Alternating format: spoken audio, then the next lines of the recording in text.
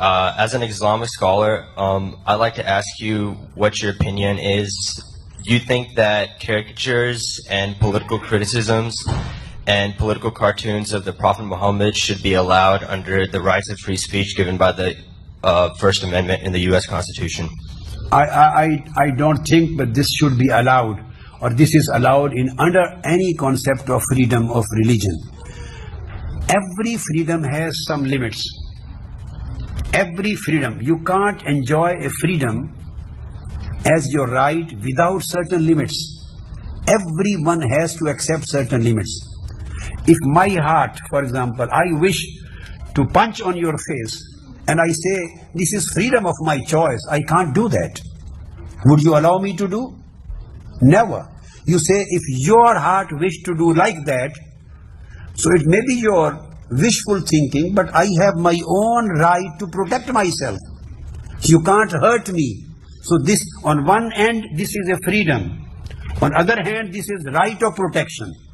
In the same way, if we can't infringe an individual right of protection, how are we allowed to infringe the right of the protection of religion?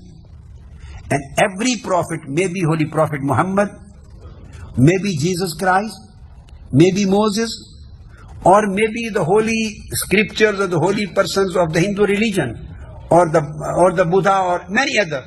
Those followers of the religion who have their faith, their respect for their religion and their holy books, it is against, on the one hand, if it is known as to be the freedom of expression, on the other hand, it is against the protection and the respect of religions. Respect of your own, you can say, your feelings as human beings. So this act is hurting your feelings as human beings. This is against your human rights. That's why, you know, the Holocaust, defying the Holocaust was made prohibited, and there is punishment for that. Why? That the people are not left free to harm the feelings of a certain religious community. So you can't defy that, you can't deny that. So if a certain community's feelings, it is a good act, has been protected, and you can't deny and defy it just so that their feelings are not hurt. So how the feelings of the Muslims are allowed to be hurt by making these kind of things? So I think there should be a common,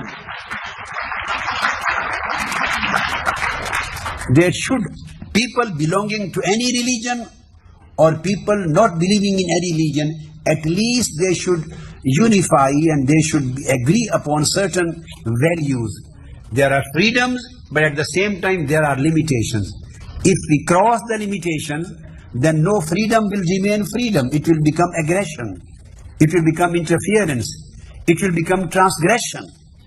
If I want to enter into your house and I want to break your right of privacy, and I say this is my freedom of choice, so this is not a freedom. So freedom means to respect your freedom too. Then both people can enjoy their freedoms. So freedom of expression is a respectful right, but at the same time to respect feelings of other communities, billions and billions of people belonging to different religions, to respect their human feelings and religious feelings is also a part of fundamental human rights. So these kind of things, I think, are totally against fundamental human rights accepted by the world community.